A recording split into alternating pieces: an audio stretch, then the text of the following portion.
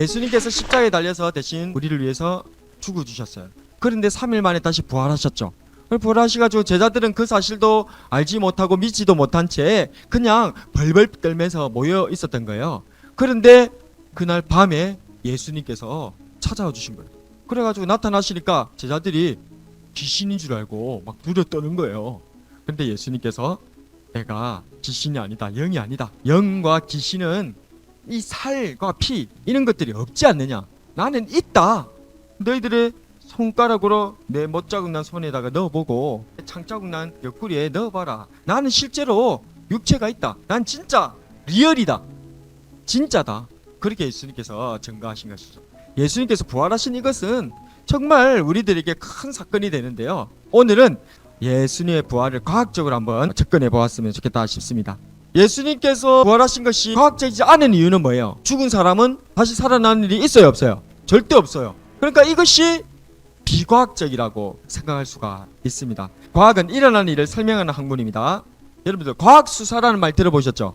금고가 털렸는데 아무도 본 사람은 없어요. 그런데 금고 손잡이에 한 사람의 지문이 발견된 거야. 그 사람이 범인이라고 생각하는 것은 과학적일까요? 비과학적일까요? 과학적이죠. 더 나아가서 지문이 찍힌 사람이 금고가 있는 층에서 내리는 것이 CCTV에 찍혔어요. 그러면 더욱 그 사람이 범인이라는 것이 과학적일까요? 아닐까요? 심지어는 그 사람이 빚독 쪽에 시달리고 있었던 거예요. 금고가 털린 그 사건이 있은 이후에 빚을 다 갚았대. 이런 사실들을 다 같이 종합해보면 이 사람은 범인의 유력한 용의자가 맞습니까? 아닙니까? 요거는 과학적으로 추론한 거예요? 아니면 비과학적으로 그냥 추측한 거예요? 과학적이라고 할 수 있겠죠. 이것이 만약에 과학적인 추론이라면 예수님의 부활은 더더욱 과학적입니다. 자, 왜 그런가 하면 예수님의 부활을 전후로 해서 세 가지 사건이 일어났습니다. 이 사건은요, 예수님 믿는 우리만 인정하는 것이 아니라 예수님 안 믿는 사람들도 다 인정하는 세 가지가 있습니다. 첫 번째, 예수라고 하는 사람은 죽었다. 두 번째, 시체가 근데 사라졌다. 세 번째, 그런데 예수의 제자들이 갑자기 변화되었다. 이것은 부인할 수 없는 세 가지 역사적인 사건입니다. 예수님께서 죽으신 것부터 한번 검증해 봅시다. 예수님께서 십자가에 달리실 때요, 그 전부터 예수님은 고초를 당하시는 거야. 새벽부터 채찍을 엄청나게 맞았어요. 이 채찍은요, 살이 찢어지고 뼈가 보일 정도로 헤집어버리는 채찍이었어요. 20kg에서 40kg 되는 십자가 가로 형태를 짊어지고 골고다 언덕까지 올라가야 되는 거예요. 남아있는 모든 에너지를 다 짜서 올라가는 거예요. 골고다 언덕에 올라가가지고 못 바뀌시는 거죠. 예수님은 그렇게 십자가에서 온갖 고통을 당하시고 마지막에 그렇게 숨지셨거든요. 이 형벌을 집행하는 로마인들은 십자가는 사형장이기 때문에 반드시 죄수가 죽어야 되거든요. 가가지고 살아있는 것 같다, 아직 숨이 붙어있다, 해머를 가져와서 다리를 갖다가 때려버려. 그럼 다리가 부러져 버려요. 그럼 피가 팍 쏟아지겠죠. 그리고 다리가 부러지니까 이제는 더 이상 숨 쉬려고 올라갈 수 있어요, 없어요? 못 올라가죠. 그러면 피가 많이 와서 가다 출혈하거나 질식하거나 둘 중에 하나 확실히 죽는다. 그런데 예수님은 이미 죽으신 거예요. 로마 군병들이 보기에는 너무 일찍 죽으신 거야. 그래서 확인 사살한다고 갖고 있는 창을 들고 예수님 옆구리를 밑에서 위로 찔러서 확인한 거예요. 로마 군병이 창으로 예수님의 옆구리를 찔러 올렸을 때 물과 피가 쏟아졌다라고 성경은 기록되어 있어요. 살아있는 사람은 몸을 찌른다고 해서 피가 나오지 물이 나오지 않거든요. 사람이 죽으면 물이 고여있기 때문에 그 물이 나와요. 그래서 이 모든 정황을 봤을 때 예수님은 진짜 죽었다 안 죽었다? 진짜 확실히 죽었다는 거예요. 그리고 예수님의 시체가 사라진 부분, 큰 돌이 있는 그런 무덤에다가 넣고 큰 돌로 막았어요. 왜요? 혹시나 그거 열어갖고 시체를 누군가 훔쳐갈까 싶어가지고. 그리고 거기에 로마 병사들과 또 대제사장 병사들이 그것을 딱 지키고 있었어요.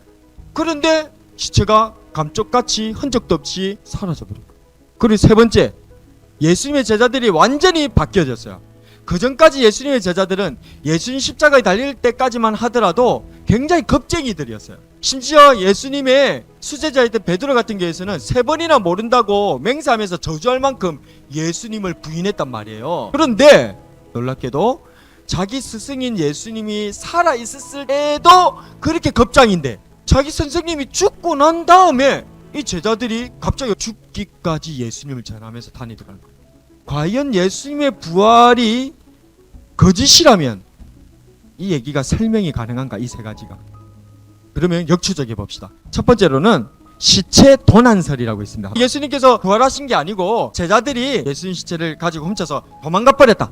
근데 이것은 과학적일까요? 비과학적일까요? 굉장히 비과학적입니다. 왜 그런지 한번 봅시다. 예수님을 무덤에다가 뉘을 때에 대제사장과 종교 지도자들이 로마 총독에게 와가지고 요청을 합니다. 저 예수라고 하는 자는 살아있었을 때에 부활한다고 종종 얘기하고 다녔습니다. 그러니 제자들이 예수라고 하는 저 스승의 시체를 훔치고 갖고 가서 부활했다라고 헛소문 퍼뜨릴 수도 있습니다. 너희들한테 군병이 있으니 확실하게 지켜라.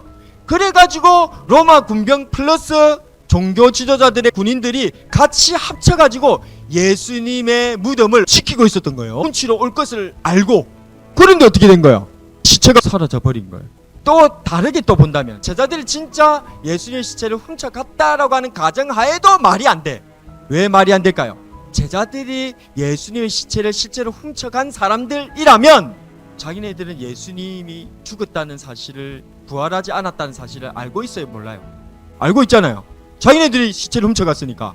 그런데 예수님 부활했다고 거짓말을 지키기 위해서, 자기네들이 퍼뜨린 그 거짓말을 위해서 목숨을 바친다고요? 이런 일이 있을 수 있을까요, 없을까요? 그러니까 시체 도난설은 비과학적이다는 거예요. 두 번째로, 예수님은 십자가에서 그럼 죽은 게 아니다. 예수님은 잠시 기절했다. 기절설이 있습니다. 자, 이거는 과학적일까요, 비과학적일까요? 이것도 비과학적입니다. 왜 그럴까요? 아까 얘기했죠.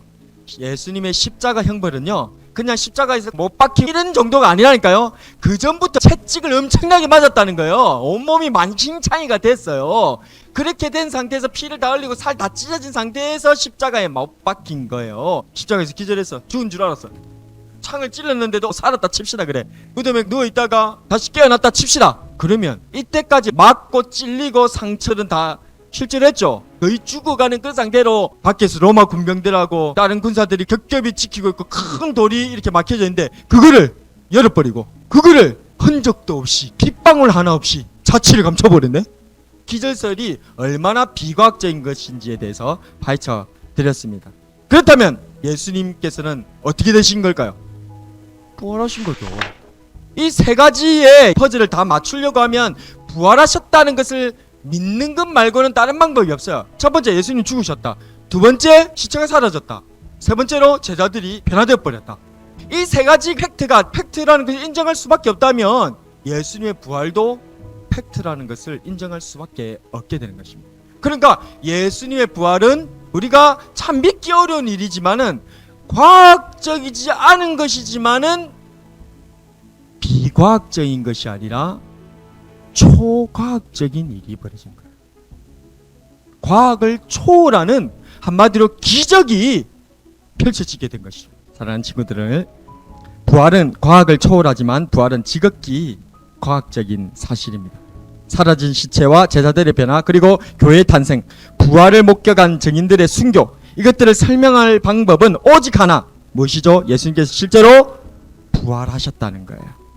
만약 그렇지 않다면 어떻게 2000년이 지난 지금까지 인류 역사를 BC와 AD로 우리 예수님의 이 사건이 주관하고 있고, 수많은 기록물과 수많은 신자들과 수많은 교회들이 이 사실을 증언하고 믿고 있고요. 씨앗이 땅속에서 죽어 새로운 생명으로 변화되는 자연과학적인 사실도 이 부활에 증가하고 있고요. 예수님 부활 당시 일어났던 사건들이 합리적이고 과학적인 추론을 통해서도 부활을 믿을 수가 있는 것입니다. 무엇보다도 지금 예수를 믿는 저와 여러분들이 이 자리에 있다는 것 자체가, 예수님의 부활을 믿지 않는다면, 예수님의 부활이 없다면 이 자리에 안 있죠. 있을 이유가 없는 것이죠. 우리가 이 자리에 있는 것 자체가 지금 예수님께서 부활하셨다는 또 다른 증거가 된다는 것입니다. 지금은 또 우리 예수님께서는 살아서 역사하십니다. 이러한 부활신앙으로 우리 살아가는 우리 중고등부 친구들 여러분들 다 되기를 주님의 이름으로 축복합니다. 오늘의 한 줄 설교 요약: 과학과 초과학으로 예수님 부활 증거하자. 아멘.